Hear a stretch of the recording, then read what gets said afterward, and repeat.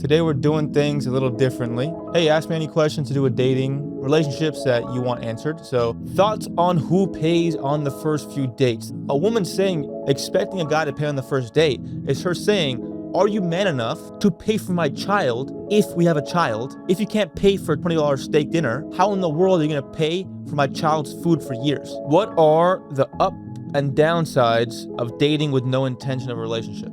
There are only downsides. Can a relationship be repaired after one was unfaithful? If I was being an amazing partner truly and they cheated, there's no repair. How do you find someone with a similar level of emotional intelligence as me? If you haven't found someone at your level of emotional intelligence, I mean this with all love and respect, you are not that emotionally intelligent.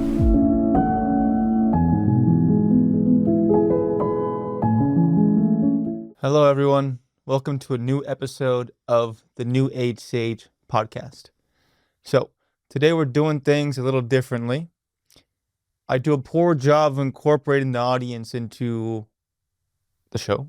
I just go on philosophical tangents and rambles on what I perceive to be important things in the collective consciousness, but that's just very narrow-minded, selfish, and self-interested. And I think it'll be a good chance to try something new. And so I put my Instagram on my story. Hey, ask me any questions to do with dating, relationships that you want answered. So I will answer all the questions that were on there, besides the ones that were just hitting on me and asking if I was single or gay. I am not single. I am not gay. So I'll answer that there. Okay, and even if you think that I'm going to be answering just a bunch of random stupid questions, it's worth watching this episode because I guarantee you the majority of these questions you have experienced or you will experience or you are currently experiencing. Therefore, the answers will be incredibly useful to your path no matter where you are at on the romantic journey. If you're a woman, all these questions will pertain to you and they probably are very specific to you as well. Through this, I hope you see that we're all sharing the same kind of problems and my answers will be devoted to everyone, to not just their situation, but to everyone's situation. So let's begin. How do I find a quality man on dating apps when most just want their ego stroked / validation? So I haven't prepared answers to any of these for a reason. I'm just going straight flowing just to see what comes through me, to be real and authentic in my delivery. So to make this more general, I think that this is a core wounding point for most women is, I'm going to rephrase the question, how do I select men and know men who are intentional on dating apps versus just here to mess around and just go on a date, have sex, and then run away? So essentially what has to occur is some way of being an accurate filter for men who don't match what you want. Now, the way this question is phrased and the way most women perceive this with dating apps is very much like it's on the men. Like I have to be able to like tell which men automatically are going to pursue me in a way that is honorable, gentlemanly, and matches my desire for real union. Now, that perspective is a little naive because a lot of men, sadly, don't fit into that criteria. Okay, look, some of you, I do believe women have a very highly skilled intuition, so trust it. If you see a man's page and you're like, seems like a boy, not something I want, that's important. However, I want to put the power into your own hands. I do believe that this is dependent on two things. In life, in romance, there is a practical a solution to issues and a spiritual solution. So a lot of these questions will have these both. So practically here, we'll tackle that first. Practically on a dating app, if you're a woman, look at your profile objectively. Look at the pictures you post. Look at the way you're posing. Look at what your body's revealing. Look at what your answers are saying. Is your profile strong, specific, and intentional enough to push away any guy who isn't only there to pursue you seriously? So when I was on dating apps, when I saw a woman whose pictures were provocative, revealing, her answers were laconic, brief, and there wasn't much information on there, I assumed, albeit maybe incorrectly, that she was just there to get. And that could be my own misogyny and, male hormones creating a perception that maybe isn't real, but that's how men think. Men think that if your dating profile is generic, you have suggestive, seductive photos, and your answers are more cheeky, flirtatious, and playful, and there's no depth, there's no intentionality, that man will pursue you like a sex object. That's just me being real. So look at your profile and put yourself in the shoes of a horn dog. Would a horn dog look at your profile and be like, yes? So now the question then becomes, what kind of profile would a horn dog boy look at and swipe X no matter how good I look? Now, having been someone on dating apps, having had a past life in this incarnation, not in literal past lives, but had a former version of me who was just on dating apps to have sex, just to be honest, I would have times where I'd have sex with 4 girls in a week off a dating app. I'm not proud of that. That's not good. I was, recovering from a broken heart and a dead mother. So that wasn't great. I'm not defending that, but I was that guy. I was that guy who was treating dating apps like a way to just have sex and to numb out. Not me anymore at all. It's not who I am. I've healed that, thankfully. So I'm speaking from that place of that guy who did that. Now, so what pushed me away? What kind of profile would I see as a boy that would push me away from swiping right? It was always women, no matter how beautiful they were, who were so locked in and intentional on their profile. This literally could be like very, very specifically saying, I'm not here for sex. I'm not here for this. I'm here to find my husband. I'm here to find my partner. I'm here to find commitment. I will not stand for anything that doesn't not match that. So you literally state your standards. Hey, this is what I'm expecting. This is what I want. I'm looking for marriage. I'm looking for things. The more serious and the more unique you present yourself, like women I saw who were like mid 30s, I want a husband. Here are all these things about me that are unique and different, like super expansive, detailed profiles that literally single you out as this unique, beautiful thing that's unique, that stands out. When I saw that kind of woman, I was like, I don't want anything to do with that because she's gonna see me from a mile away and chase me down with a pitchfork. So, if you're a woman who wants to stop attracting men who are just there for egoistic validation and for sex like me in the past, you have to make a profile so loudly intentional in your desire for commitment and marriage that it's screaming from your profile.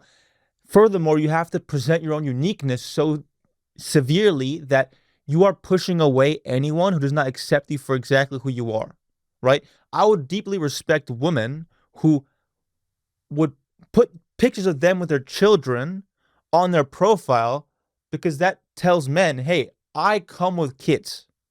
I'm not hiding it. I'm not putting this little detail in my little thing being, yes, have children, but no guys looking at that.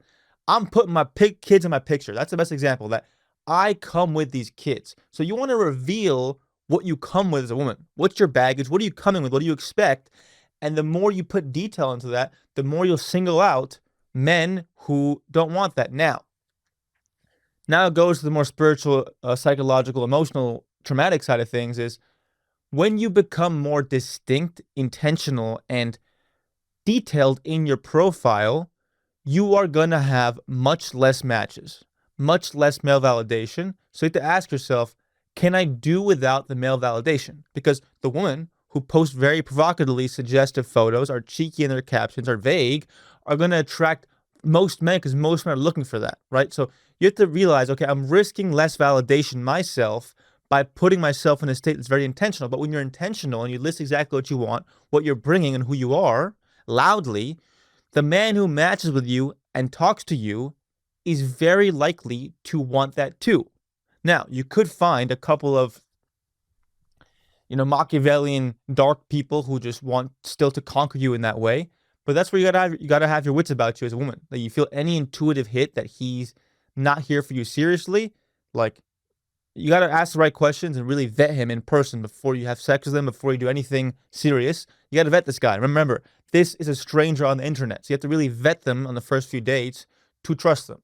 Because a lot of guys can't, there's some guys who can masquerade as this husband. So you got to have your wits about you, but you're increasing the odds of finding that husband by making the profile of a wife. This is the last thing I'll say about this in terms of the practicality and the kind of surface level psychology. Is your dating profile that of a wife, or is it that of a whore? That may sound severe, but you have to be real with yourself. If your dating profile is just very suggestive pictures, very cheeky captions, you are being seen as men as a whore. Now, I don't believe in that language. I don't see women that way. I'm just speaking as a man who was in that consciousness. If I see very suggestive dating profile, I only look at sex. When you only look at sex as a woman, you look at a whore. I'm just explaining this male psychology. It's either whore or wife. Men are that split, whore or wife. So is your profile saying whore or saying wife? Again, I don't believe in the split. All women do what you want. I'm not slut shaming. I'm just speaking as men. You want men to not see you remotely as a whore. You want them to see you as wife. Is your profile screaming wife? If it's screaming wife, you are much more likely to attract a husband. If it's screaming whore and you want a husband, you're creating an energetic mismatch. So now the truly last thing I'll say about this is the deeper level of frequency. That sure, all these practical details surrounding the profile, how you present yourself, how you vet men, that's all important. But what's the most important is realizing that if you keep attracting men who only like you to stroke their ego and have sex with you, you are an energetic match for that vibration. If you were the vibration of a wife who had an open heart, only wanted a husband and nothing more, you would not be attracting men who don't match that. So the answer here becomes, what part of me still needs male validation? And how can I remind that part of me and heal that part of me to realize that the only validation I need comes from my own heart? And when your validation comes from your own heart, your heart opens and you attract someone who sees you in your worthiness, in your heart. If you go into the dating market with the North Star metric of I'm only seeing this guy for validation for my ego, that's creating a false connection rooted in inverted love. But if you go in open, with an open heart, healed, loved, you now experience love.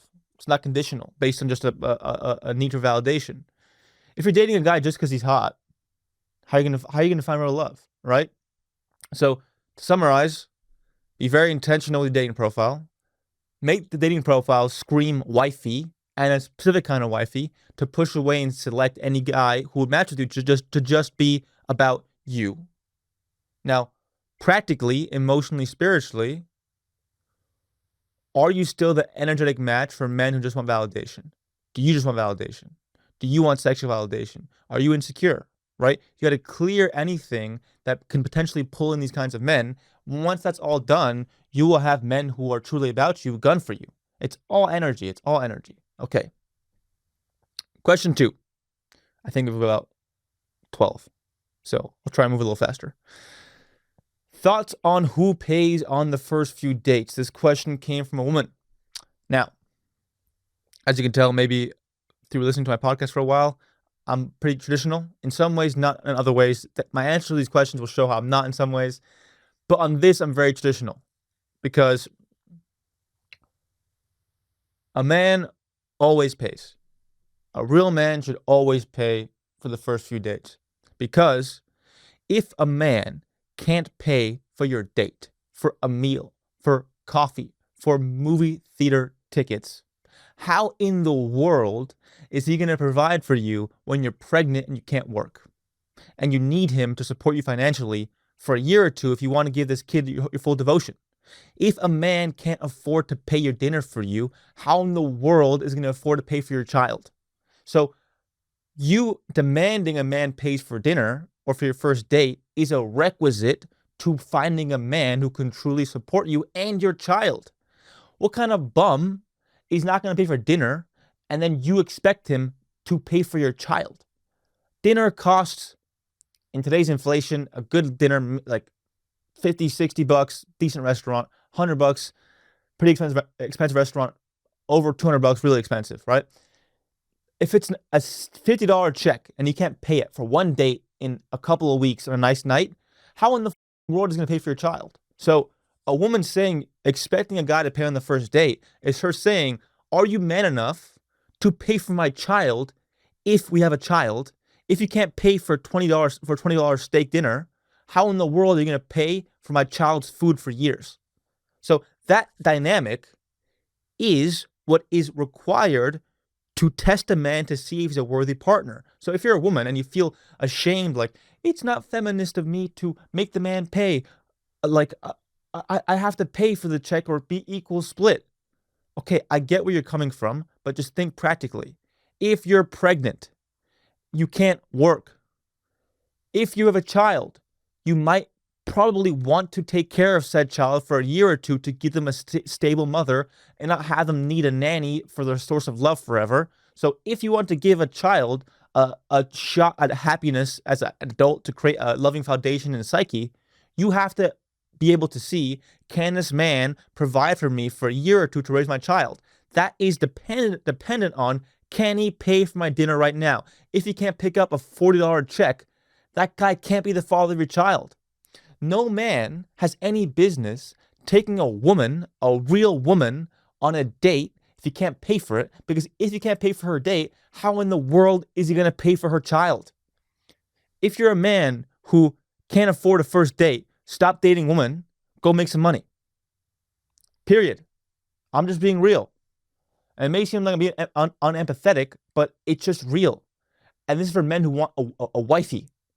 If you're just around, I get it, great. But if you want a wife, if you're a man who wants a wife, you got to pay. Period.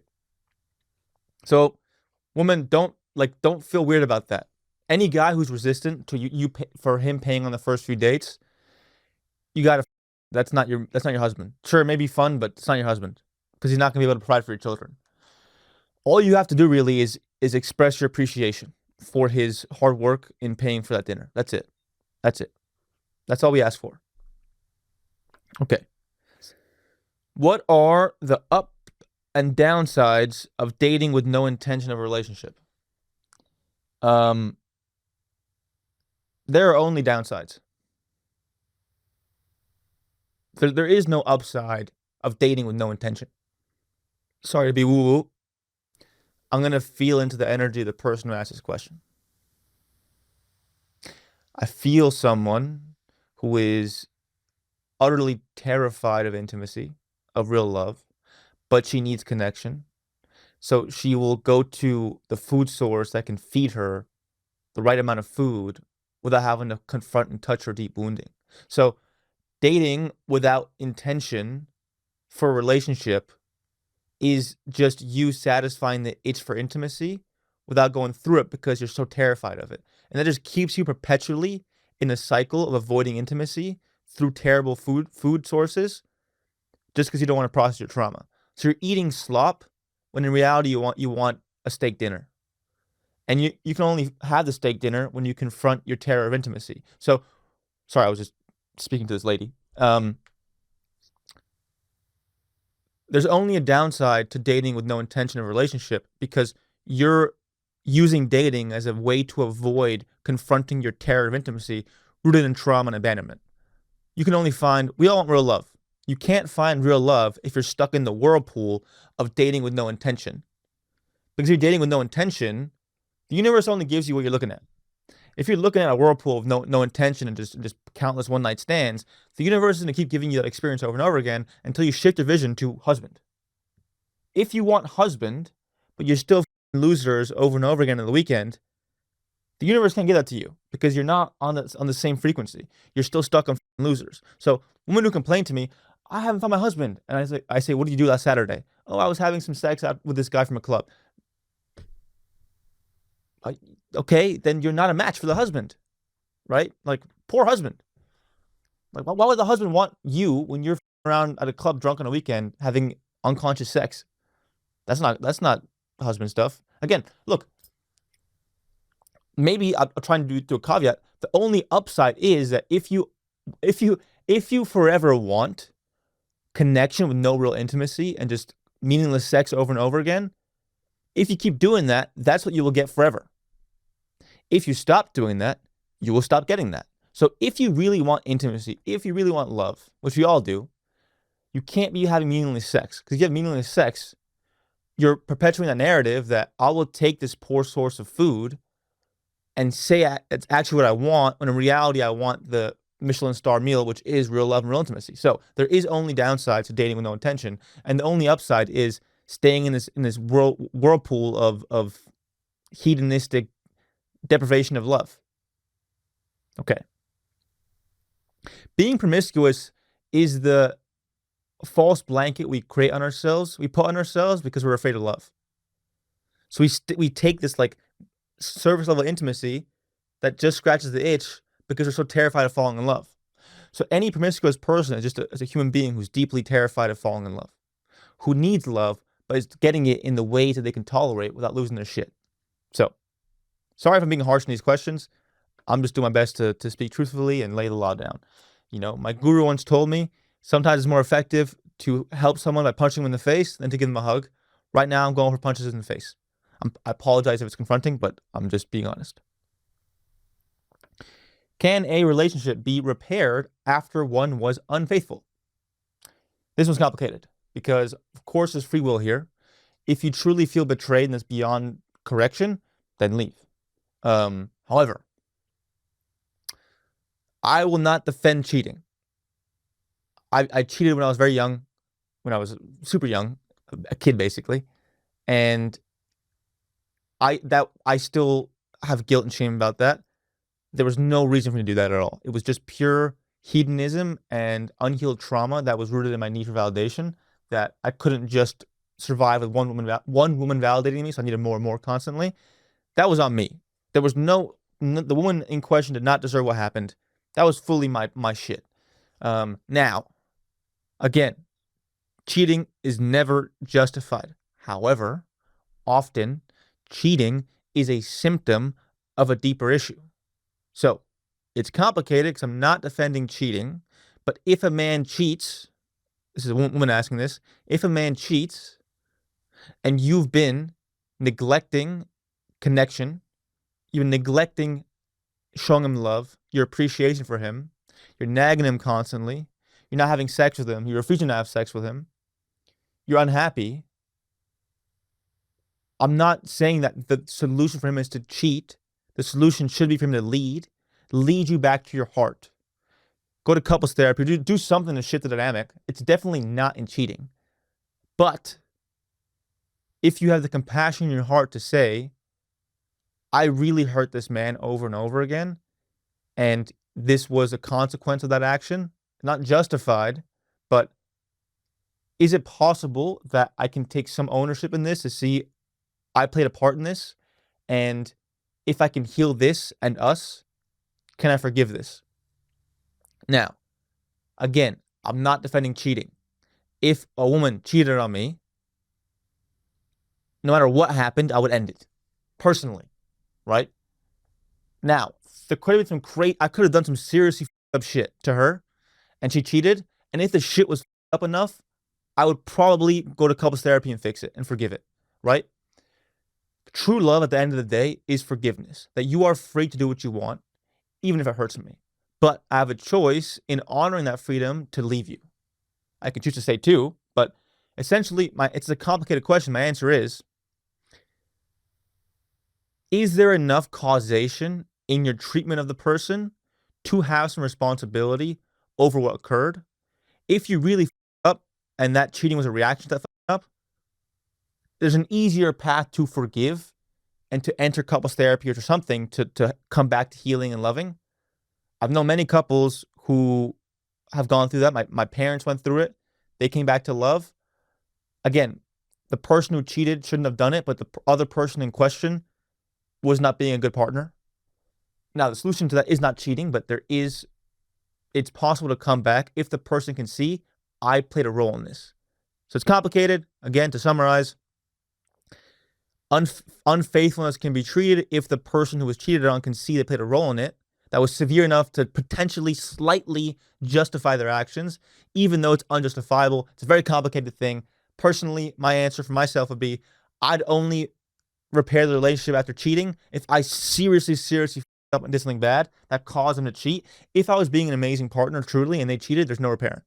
If you are being the best partner you could be, honestly. You were doing everything you could honestly. You were holding up your end of the bargain honestly. You were taking care of everything, the children, being loving, appreciative, feminine. You're doing everything and you still cheated. That guy. Then leave, then run, then sprint. But if you're being a bad partner, a bad mother, a bad wife, super masculine, not doing the right things, there could be a path for you to take some ownership and to see it as a we issue. Like if you can't see the cheating as a we issue, then there's no point in trying to repair it. Okay. Next. How do you find someone with a similar level of emotional intelligence as me? So I'm assuming you consider yourself someone with high emotional intelligence. I hope that's true. Um, if you truly had it, I think you would know the answer to this. I'm just joking. That was a mean joke. um, okay. How do you find someone with a similar level of emotional intelligence? You have to understand that if you haven't found someone at your level of emotional intelligence, I mean this with all love and respect, you are not that emotionally intelligent. Like, to unpack this, like, if you're struggling to find someone at your level of depth, then that means you've been saying yes to people who don't match that depth. So if you're saying yes to potential romantic partners who aren't emotionally intelligent and who don't match your depth, and you're complaining that you haven't found someone who's emotionally intelligent or deep, you're not that emotionally intelligent or deep. Only emotionally intelligent people will say no to people who don't have emotional intelligence. Whenever you say yes to someone who doesn't have emotional intelligence, you are destroying the potential of finding someone who has emotional intelligence. So most women who say they have emotional intelligence and complain no guy can match it, why are you still saying yes to the retards who couldn't literally tell you that they're sad? Where's your emotional intelligence? You're just as dumb as him, right? Like, stop complaining that your man isn't emotionally intelligent and saying you're so emotionally intelligent if you're still with him. If you're a woman who's still with a man who's not emotionally intelligent and you're emotionally intelligent, how emotionally intelligent are you to stay with someone who's not? Like, the biggest sign of emotional unintelligence is to believe you're emotionally intelligent and to stay with partners or a partner who is not emotionally intelligent. Like, I believed I was emotionally intelligent when I was dating someone who wasn't. And I was like, oh, I'm so much better and superior to you, and I can't do this because you have no depth, you have no wisdom. But I was with them. I was with someone with no depth. So what does that mean for me? I had no depth, right? You got to be real with yourself here. Really emotionally intelligent people say no, hard no, to anyone who is not emotionally intelligent and will patiently wait for someone who is. And I promise you, I can guarantee you that the person will come when you just start saying no to those who aren't. Because when you say yes to someone who isn't deep and you want depth, you're just saying, I deep down believe that that person isn't out there who's actually deep. So I'm going to be with someone who's nice and hot and we have good sex just because there's no possibility of that existing. That's the most emotionally unintelligent thing I can imagine, right? You got to believe that you're capable enough to attract someone with depth, but you don't believe you are, so you keep having sex with and dating people who are not. Again, an emotionally intelligent person says no to dating anyone who is emotionally unintelligent. Really emotionally unintelligent people are those who believe they're emotionally intelligent but keep dating those who aren't. Those are the dumbest people, I believe. And I was one of them. I was that dumbass for years until I realized that you got to say no to people who don't match that depth. All right, next. How do you stop thinking about your ex? I'm going to give a practical answer and a spiritual answer. Both. Okay. Practically, psychologically speaking, purely just there's no woo woo here in this moment. When I was in a 3-year relationship, and for a year, I couldn't stop thinking about the relationship nonstop, always. I don't think about it anymore. I haven't in a long time. Beyond just, I hope this person is great. She's an amazing person. I send her light. I send her love. I send healing energy to her. I pray for her wellness, and I thank her for the role she played. We played for each other in being a stepping stone to find the person that's meant for us. Okay. Now, what did it take for me to stop thinking about her? I had to basically write down the losses I was feeling in detail. So that meant she was very beautiful and incredibly beautiful. And I felt that like because she was on my arm and so beautiful that that was the reason I could feel confidence. That because I was dating the most beautiful girl I could imagine, that I now was worthy of being perceived as a real man, and that gave me confidence that once the relationship ended, disappeared. I had no confidence, right? None at all, because my confidence was attached to her. So that was one big thing. Another big thing is my my need to feel the sensation of love. I hadn't fully integrated my feminine side yet, which is the body, which is the heart. I didn't know how to feel that myself, so she held the keys to me feeling love. Like by being with her, I felt love. When we were we were long distance, and when we had weeks or a month apart, I felt no love. Together, love. Apart, no love. Breaking up, really no love. So those two things are more, but I'm just going to be succinct for the purposes of this time length of this episode. I was attaching to her my need to feel confident. She held the keys to my confidence, and she held the keys to my heart. So I was depending on her to feel confident, to feel loved. Now, what does that mean here? I had to realize I have to give myself the confidence and love I've been depending on her for. Once I did that, I stopped thinking about her. When you really miss someone from a past relationship, you don't really miss them. You miss the sides of themselves they gave you while you were together. For example, confidence and or sensation of love. Once you realize that confidence, that love can be felt by you right now, you stop missing them so much and you start seeing why you were incompatible in the first place, right? When you're wearing rose-colored glasses, you can't see red flags. They look just normal. The idea comes from Chris Williamson from Modern Wisdom. I saw it in a podcast. Not my idea, but I'll extrapolate on it here. When you're still attaching the need, your sense of confidence, your sense of love to them that they now hold, and now you're broken up. How can I ever feel confident and loved again? You now look at all the reasons that you guys up as like normal, and you only look at the good things. So the red flags, because you're looking at them through this need for love and confidence, don't look red. But when you heal that, when you feel confident, you feel loved, and you give yourself what you think they gave you that was actually in you all along, the rose-colored glasses become clear, and you see, oh shit, that was not what I wanted. There was a bunch of issues that happened with us. That's what it took for me. Again, this girl's amazing. She's beautiful. She's perfect. But I now saw it wasn't red flag. It was me seeing, oh, we were incompatible. We were super incompatible. I couldn't see that because my tinted glasses made me not see that because I was so dependent on her for confidence and love. So that's the practical side. Give yourself the sides of yourself that you think they gave you. Become those things, and you'll start missing them less. Missing them less. Now, there's also a spiritual element here that when you repeatedly have sex with someone, you love someone for years or 6 months or whatever, you literally become attached to them. You have you have a cord between both your wombs and your root chakras. You're connected. You literally feel them. You can be telepathic. I'm not around. Like if you're having sex with someone repeatedly and you have certain negative thoughts you would normally have, it's their thoughts. Like when you are connected to someone sexually, you become telepathic. And that means you also become empathic. I don't know if that's a word, but you feel what they're feeling, you think what they're thinking, and that cord will stay there until you cut it. So to cut it, visualize the X literally in front of you, naked, with a cord attached to them from your kind of belly button to theirs.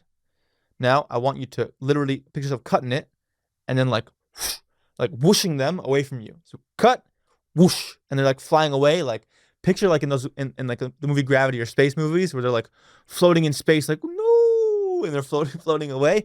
I want you to picture this person like that naked. You cut it and like, whoosh, and they're just floating away with a cord set cut, and they're like, woo, no, and they're floating away. It's gone. It's done.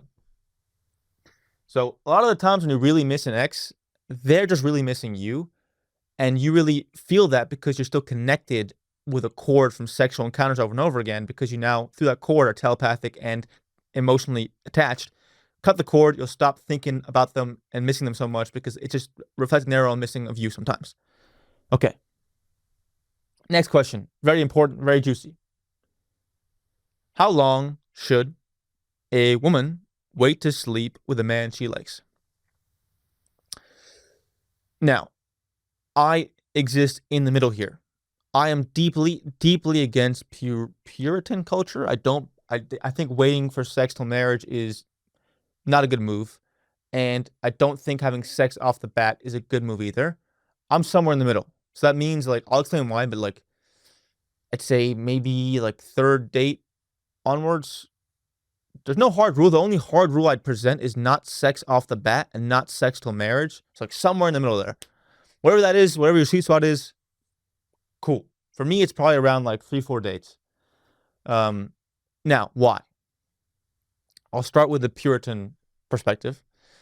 It's a really dumb idea to wait until marriage to have sex or until commitment because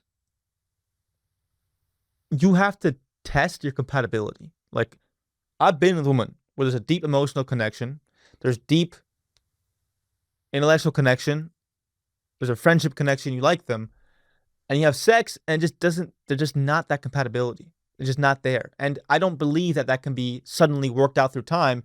I think sexual chemistry, albeit it can definitely get better if it's really bad off, if it's really bad initially and there's no, it's like you're bumping like different parts, it's like you're literally just jamming against a car, then it's a problem.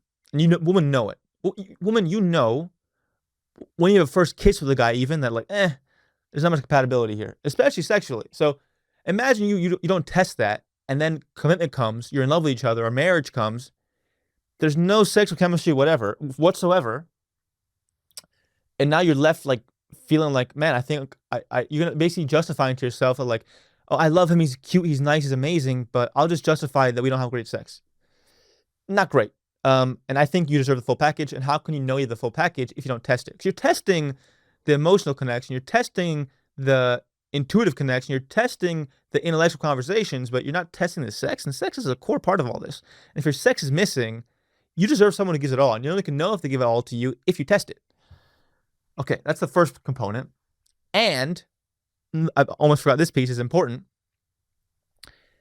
Lust blinds the connection. So if you are connecting for months, years until marriage and no sex, the potential of sex can blind you from being real with yourself as to how good the connection is. I only believe once a couple's had sex and experienced the after effect of that, especially men, they can see the truth as to how connected are we actually. Desiring sex, especially as a man for men, like men who men will literally look at a woman with like the most rose-colored glasses until they have sex, and then once they have sex, they become clear, and you see them for who they are. Men, that's what men go through. And if you risk a man having sex with you after 5 months, and then he's like, nah, and then I'm just telling you how men work. Like that's the way men work, and you're ruining the potential of finding that or seeing that by waiting for so long. Like a real man will have sex with you and want you more, and that tests the connection. You got to see that beforehand. In terms of having sex with a man too fast, as a woman, your womb, your vagina, your flower opens up when you feel safe and your heart's open. If you're having sex with a man before you feel safe, before your heart opens, which is impossible just from one date, you are setting a bad precedent that this guy can just have sex with you without making you feel safe, important, seen, admired, and appreciated. You're setting a bad precedent. And for the guy, it also shows him that I don't have to do much to access your womb. If you're having sex with a guy on the first date, you're telling that guy, you have to put in minimal effort to have access to my womb. Now, a real woman knows that to have access to my womb, you have to make me feel safe, seen, secure, and sexy.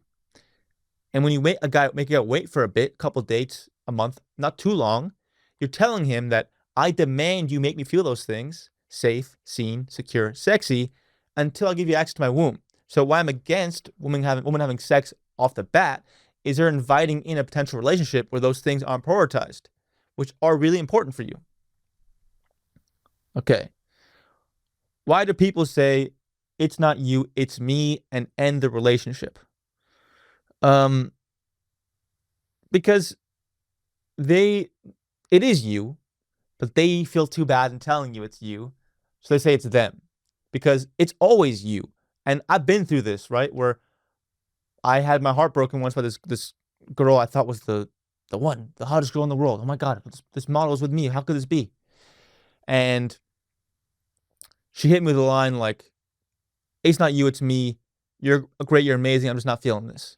But if I was great and I was amazing for her, she would want me. So it's basically them being nice and saying, "It's all me. You don't have to feel bad." But the truth is, you only grow as a person when you see and realize what was missing for them, right? One of the biggest evolutions I've had as a man is I went through that of it's not you, it's me. Like you're amazing, you're the best catch, like you're awesome. And I actually pushed. I know it may have been unmasculine, but it was like, no, tell me. Like it's cool. It's all good. Like you're awesome, you're amazing. I'm not taking this. I'm not gonna get angry. It's all good. I get it. Like what wasn't the reason for you, right? And sometimes it's like a bad reason. Sometimes it's like you weren't mean enough. You weren't like distant enough. I didn't like you weren't giving them the wounding they needed to feel safe in their wounding. Like that's the more healthy version of it's not you, it's me, but it's still you. Like it's still you're still not doing something that they need, but that something can be toxic. Now, if that something is actually something you should be doing that you're not doing, you're missing an opportunity to grow as a person. So when I asked, what the is it? I know that you're healthy enough for it not to be toxic. What is it? And it was, I don't feel you as a man. I don't feel that you can protect me. And immediately I was like, you're right. I'm missing that component as a man. And I learned how to fight. And since I've become a fighter, my life's changed immensely. I feel like that was a missing piece in my arsenal as a man. I had the jester, the lover, the magician. I didn't have the warrior. I had the king. I didn't have the warrior. Actually, I didn't have the king until I had the warrior. When I had the warrior, then the king came. But that was useful for me. So to answer, people say it's not you, it's me because they're letting you down nicely, but it's always you. Now, you have to decide, is the reason that they're perceiving in me as the issue, is it a toxic thing that like is just what they need for their wounding, or is it actually something reasonable that I haven't developed? If you actually figure out if it's something you have to develop, it's a super useful portal point if you don't get butthurt enough and actually do it to become upgraded. So when someone says no to you and rejects you after a month or two, and you ask them what was the reason, and the reason is something actually useful, like for a man, like I don't feel like you can protect me. You're kind of an asshole. You don't make me feel safe. You're too angry. When you can look at that, even as a woman, ask the guy what was it, and if it's a reasonable thing, like you were just nagging me all the time. You weren't appreciative enough of me. You never said thank you. You can then use that as, oh, that was me, and I'm gonna use that as a way to develop and get that chink off my arsenal and become a better person. So it's not you, it's me. It can be a great opportunity for you to ask, what was it? And if it was something actually true that you up on, fix it. And once you fix it, you increase your potential of a better partner. All right. Okay, this is a weird question, but I'm going to answer it. What is your take on homosexuality? I don't know what this question intended. I don't. Maybe it's asking if I'm homophobic or because I have some traditional viewpoints. You may think I'm some MAGA nut conservative. Not all MAGA people are nuts. I'm not saying that. I have many. I am that in many ways. I'm not in some ways. Sorry, I'm blabbing. But okay, maybe you're trying to see what kind of person I am. But I'll try and deliver the most astute response I can give. That's general to a woman as well. Um, being gay is totally fine, normal. Not even fine. I'm not saying fine. It just is. Like love is love. You love a dude, great. I think anyone who has a problem with you loving a guy, if you're a guy, is just afraid of love and or gay and afraid of expressing that. So men who hate gay guys are either afraid of love or they're afraid of the love they actually have for other men. So I have no issue with that at all. It's a beautiful expression of love, just like being straight is.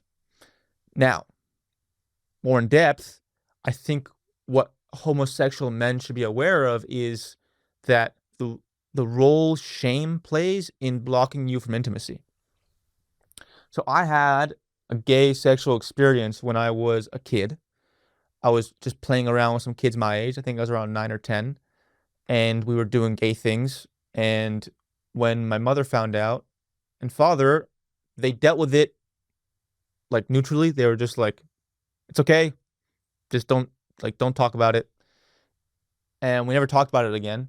And they didn't shame me or anything, but I internalized it as shame because it was like this thing of like, I can never talk about this. I'm dirty. I'm ashamed of myself. I'm like, I hid that from me. And for years until I was like 18, it was this dark cloud over me that the minute I thought about, you know, that thought you have that when you think you just portal to shame and your whole day's ruined. That was that thought for me for years until I saw a therapist and she was like, yeah, most kids go through that. You're not gay. Um, I didn't have a problem being gay. I just knew I wasn't gay, but I was like, am I gay? But I'm not. If I was, it would be fine too. I'm just not who I am.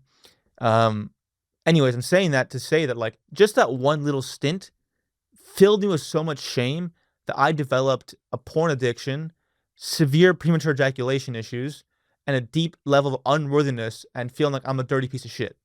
Just from one little experience. So if you grow up in the closet for years and years and years, you eventually grow up to believe that you are a dirty piece of slime that's worthy of shame constantly. And when you feel like you're a piece of little bit of you're just a whole bunch of shame, and you then believe you're unlovable. If you believe who you are is worthy of shame, if you're in the closet for many years growing up, you then believe you're not worthy of love. If you believe you're not worthy of love, you will do things to push away love over and over again, such as becoming hyper promiscuous. Like, I do believe men who are gay or straight, or whatever, who are super horny and promiscuous all the time, have just so much shame that's blocking them from feeling worthy of love. So they just keep having sex with people over and over again to not experience real intimacy, but still have some semblance of it. So if you're a gay guy, I really recommend you look in your mirror and say, how much shame do I have in my body right now from years and years of being put in the closet? Do I actually feel worthy of love? Do I feel worthy of being seen outside the closet as I truly am? And it's a hard process, but I think that you will only find real love as a gay man until you released and healed any shame you may feel about yourself. That's totally an illusion. You are accepted, you are loved, you are beautiful in whatever you prefer for your sexuality. Okay, and that to extrapolate it a bit more for other women, if you're a woman who's had sexual shame her whole life, which many have had because their sexuality was shamed as a kid, because their dad or society was like, you have to be perfect and this perfect, pretty person and not sexual, then that's the same case too. Like, you can't feel ashamed of your sexuality and worthy of love at the same time because shame is the belief that I'm not worthy. If you believe you're not worthy, you're not going to be worthy of love because you're not going to basically accept love from anyone. So anyone who can't attract in real love is just in a state of shame, usually sexual shame, that makes them feel like they're not worthy. And only when they feel they're worthy of love can they actually attract it in. So shame is the basically the poison that we drink that blocks us from accessing real love, because shame is the belief that I'm not worthy of love. If I don't believe I'm worthy of love, how can I ever tolerate the love of someone who believes I am? All right. 3 more questions. How do I spot a good man instantly? And how do I know that he is in his healthy masculine? Okay, I think it's hard to spot a good man instantly. Our need for love and validation can trick us, especially women. So, like, you can be intuitive enough to spot it immediately, but I highly recommend to give yourself time to vet him. Because when you believe he's good, you're more likely to have sex with him. Once you're more likely to have sex with him, you open yourself up to a portal of being more attached to him without actually vetting him. That's dangerous. So I wouldn't actually worry about instantly knowing if he's a good man. Allow The way to spot a good man is to make him prove through his actions, not words, that he's a good man. So you have to give him the space and time to vet himself as worthy of your divine feminine love. So how do you do this? A couple of things. You have to feel him as warm. His warmth is the signal that he is speaking through his heart. If he feels cold, it means he's disconnected to his heart. If he's disconnected to his heart, he's not a good man, and he's not in his healthy masculine. A man in his healthy masculine is simply a man who speaks through his heart. You can tell if a man speaks through his heart if you feel his warmth. If you feel him cold and immune to vulnerability, they just can't go there, he is not a healthy good man because he's not living life through his heart. So you basically have to vet and make sure the man is speaking through his heart space. And women then can misperceive that as he's feminine. He isn't a man if he's in his heart. No, a good man lives through the heart. Period. Like that's just the way life works. Um, I still fight. I still do manly things. I still do hard shit. I work out. I lift weights all the time. I go my ice bath. I work hard. I lead. People work for me. I lead my partner. Like I do these things, and I speak through the heart. Right? Like a man with no heart is a soldier on the battlefield who will kill without mercy. Do you want that? Is that a real man? No. So it's a complicated question. The most practical solution I can present is, do you feel his heart? Do you feel his warmth? Do you feel him speaking to you through his heart? Now, other things I can say is, does he have an instinct and a need to fix you, to control you, to make you a certain way? That means he lives in his head. A man lives in his head will lead you through his need for conquest and domination and for you to be a perfect little doll that will make him look good in the world. That guy is not healthy. A real man will lead you with the perspective of how can I keep her in her heart and feeling free. A real healthy masculine leader will push you in a direction that is moving you closer to your heart and making you feel free. If a man directs you in a way that shuts down your heart and makes you feel constricted, that's a man who is in his toxic, wounded masculine. But if he's leading you in a state that's opening your heart, making you feel more expansive, joyous, and connected to your intuition, your freedom, that's a real healthy man. So in his leadership, do you feel constricted and ashamed and controlled, or do you feel expanded, free, and loved? Now, if you're a woman who has deep wounding from her father, you're going to always feel constricted and ashamed. So that has to be worked on. But for the most part, if you feel those things, it's probably a good man. Okay, penultimate question. How do I attract an emotionally available masculine man? I'm going to give a super short answer to this. You answer the question yourself. You become the attraction point for an emotionally available man. Emotionally available men will find you when you are the attraction point for that frequency. You will not, if you're dating men who aren't emotionally available, you are emotionally unavailable. Period. You're saying yes to go on a date with someone who's emotionally unavailable, which means you are emotionally unavailable because you're saying yes to someone who's not emotionally available. So, to attract an emotionally available masculine man, ask yourself, am I emotionally available? Am I free in myself enough to give my heart to someone that I believe is worthy of it? Can I surrender my fear? Can I surrender my need for control? Can I surrender all my doubt, my trauma, and leave my heart nakedly open? Only when the answer is yes, 100%, then that's when that guy comes in. So a lot of women, sadly, will say, I'm ready for an emotionally available masculine man. But they're unemotionally available non-feminine woman. So, look, I recently attracted my dream partner. I thought manifestation was just higher the heavens. Let me call my guides. Give me this person. And I listed out in detail. And I was waiting for years until I realized, oh shit, the universe can only give me what I am a match for. So I have to do the inner work it requires to become the frequency and the reflection of my dream partner, which means I have to become the super emotionally available masculine man if I want a very emotionally available feminine woman. Only when I became that match did she come. When I spent years procrastinating it and dating women who didn't match that, I never got it. So you got to heal what's causing you to be emotionally unavailable and non-feminine.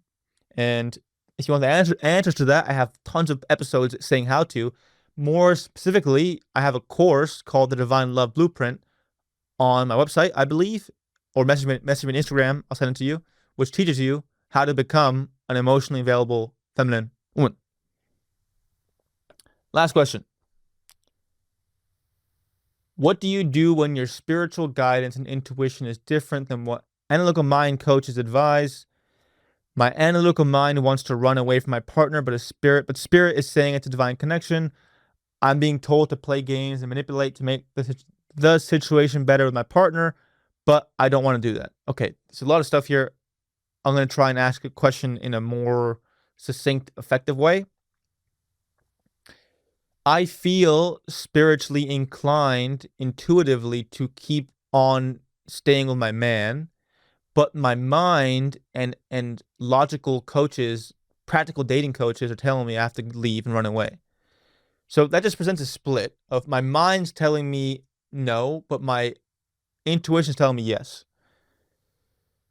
Okay, this one's tricky because both sides of the aisle can lead us astray. We've all experienced situations where our intuition led us astray and our mind led us astray. So you got to lock in here. So my answer here is write down what you desire in a loving partnership. Write it all down to the detail, what you really feel you deserve. Now, ask yourself two things. Does the man in question match this? And do I match the reflection of this? Is what I want actually what I'm worth?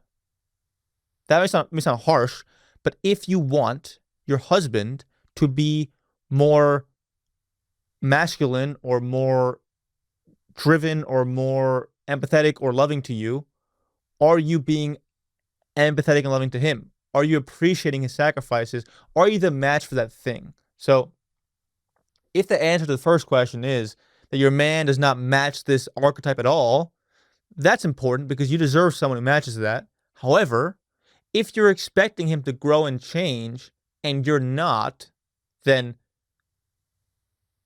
that's fair. And you both deserve equal opportunity to change. Now, if the man you're describing is what you feel like you actually are a match for, and you've grown and become that, and he's not changing, no matter what your intuition or mind feels, it's time to go. It's time to go. If the man you've wanted for ages hasn't become that man, hasn't grown, and you've grown into the woman of his dreams, you got to run away. You got to run away. Like, if you're growing as a woman and you're with a guy who's staying here, you're going to keep growing and coming back, growing and coming back, growing and coming back, growing and coming back. And you'll never actually ascend to where you have to go until you say no to this and lose the idea in your mind that he'll eventually match me, because he won't. He won't. So to summarize, no matter what your intuition or mind is saying, if the man you want isn't the man you're with, and you're actually the match for the man you want, you've done the work it takes to become that match, run away. Go. I don't give a what your mind or intuition says, go. And you have to be real with yourself here, brutally real. Am I actually doing what it takes to be worth this kind of man? And if you're not, do the work and tell him, hey, I'm going to do this work. Can you meet me here? If he can't, and you're doing the work and you separate yourself, it's not time. Now, don't listen to me fully. Go, really think about this. Go to professionals. Do your thing. But I've been in situations like that, and it never changed. I kept growing, and they didn't. So I think one of the biggest issues I see with women in dating and marriage is that they grow and grow and grow, and their partner never changes. And because their partner never changes, they keep going back to old patterns, and then they blame themselves and shame themselves. When in reality, it's just a reflection of the choice of being with someone whose frequency is lower than theirs, and to match them that they keep coming down. So only until women believe in themselves enough to say no and leave that situation can they actually ascend to the highest potential they have to eventually attract the man that's in their highest interest. All right. I hope I answered all the questions you guys asked. And if I didn't, make sure to ask a new one next time I do this. And if you like this, let me know too, if it's something I should keep doing. Thank you for listening. I appreciate you all. Goodbye.